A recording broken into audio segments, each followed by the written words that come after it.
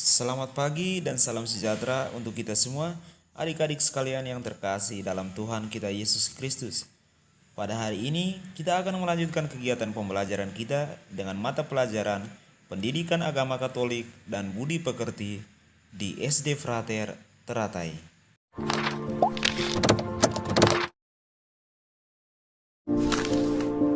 Adik-adik sekalian yang terkasih dalam Tuhan kita Yesus Kristus, pelajaran kita hari ini yaitu pelajaran ke-14 tentang orang beriman melaksanakan perintah Allah. Namun sebelum memulai pelajaran kita pada hari ini, mari kita awali dengan doa pembuka. Marilah kita berdoa. Dalam nama Bapa dan Putra dan Roh Kudus. Amin. Allah yang Maha Baik, Engkau telah memanggil Abraham untuk melaksanakan kehendak-Mu.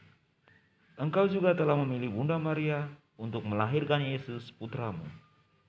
Bantulah kami agar dapat meneladani Abraham dan Bunda Maria yang sangat percaya dan pasrah kepadamu. Demi Kristus Tuhan dan pengantara kami. Amin. Dalam nama Bapa dan Putra dan Roh Kudus. Amin. Adik-adik yang terkasih dalam Kristus, Frater yakin adik-adik sudah pernah mendengar apa itu iman dan juga beriman. Yang jelas kedua kata ini memiliki perbedaan antara iman dan beriman. Pertanyaan Frater sekarang, apa itu iman?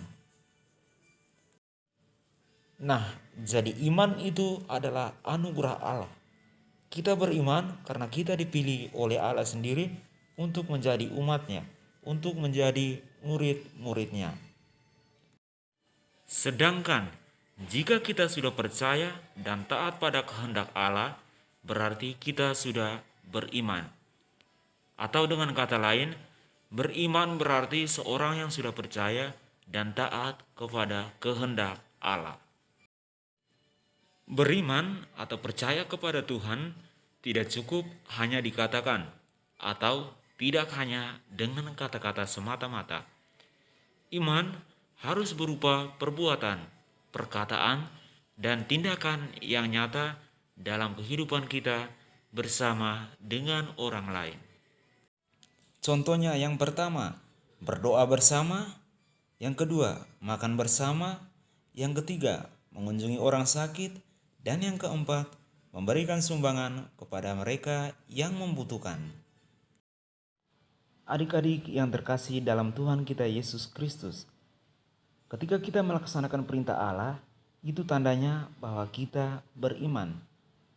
Santo Yakobus dalam suratnya bab 2 ayat 17 mengatakan bahwa jika iman itu tidak disertai dengan perbuatan, maka iman itu pada hakikatnya adalah mati.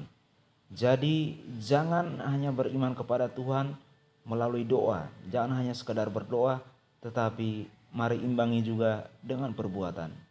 Banyak sekali yang bisa kita buat untuk diri kita sendiri dan juga untuk orang-orang di sekitar kita. Mari adik-adik yang terkasih, kita lihat bacaan dalam kitab suci tentang ketaatan seseorang kepada perintah Allah. Tuhan menjanjikan seorang putra kepada Abraham. Dari putra itu akan lahir banyak sekali keturunan yang akan memberkati seluruh dunia.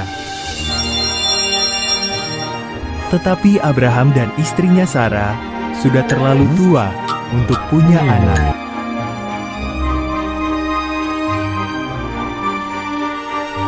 "20 tahun berlalu. Abraham tetap percaya akan janji Tuhan. Ketika usia Abraham 100 tahun dan Sarah 90 tahun, Tuhan mengingatkan mereka akan janjinya. Sarah akan punya anak.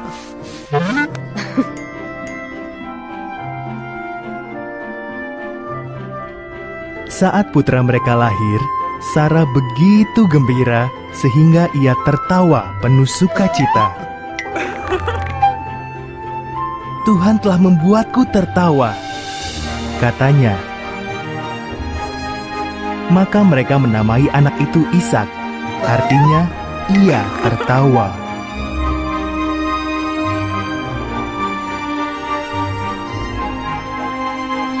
Ketika Ishak masih kecil, Tuhan menguji Abraham. Ishak harus dibawa naik ke Gunung Moria, dan Abraham harus membunuhnya sebagai korban bagi Tuhan. Abraham amat bingung, namun tetap percaya kepada Tuhan.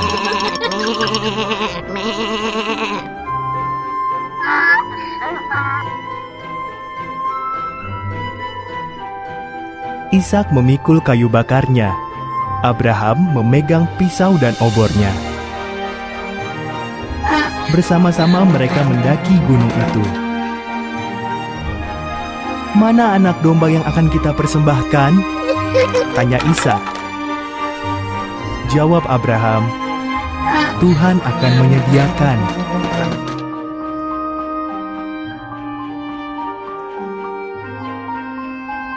Abraham menata kayu di atas mezbah, mulai mengikat Ishak dan membaringkannya di atas tumpukan kayu itu. Tangannya mengangkat pisau tajam untuk membunuh Ishak. Tiba-tiba seorang malaikat berseru, "Abraham, jangan lukai anak itu," kata malaikat.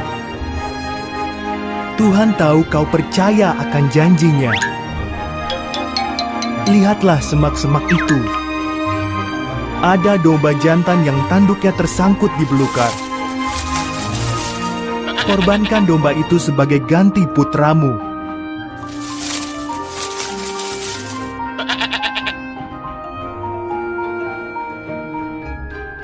Maka Abraham mengorbankan domba itu menggantikan putranya.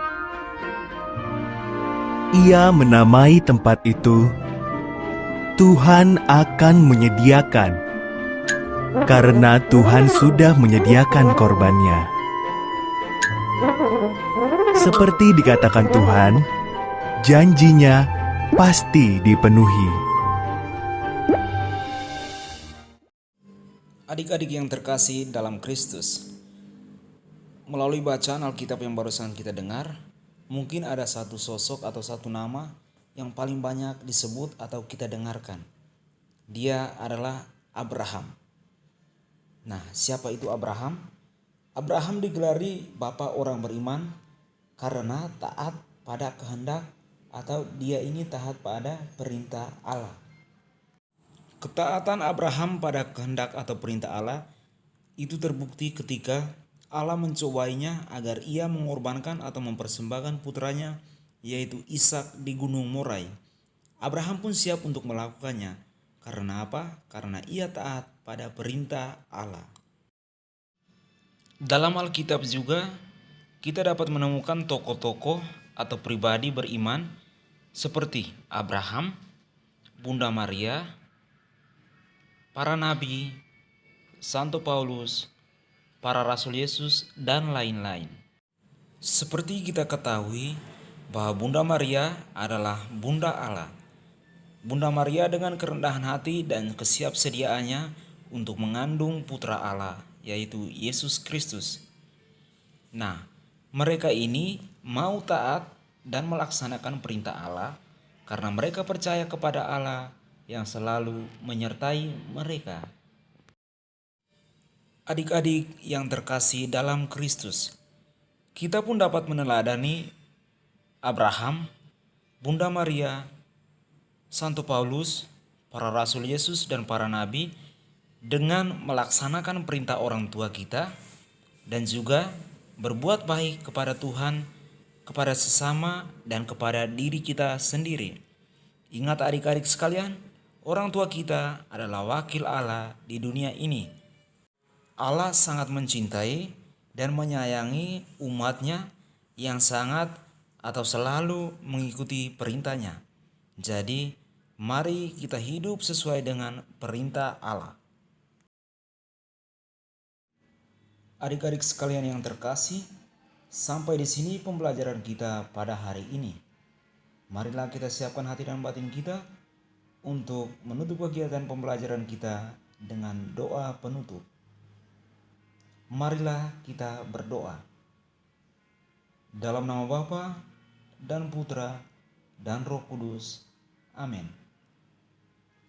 Allah Bapa yang Maha Kasih, kami bersyukur kepadamu karena Engkau telah memanggil Abraham dan memilih Bunda Maria sebagai teladan iman kami. Bantulah kami agar dapat meneladani mereka dalam melaksanakan kehendak-Mu. Demi Kristus, Tuhan dan pengantara kami. Amin. Dalam nama Bapa dan Putra dan Roh Kudus.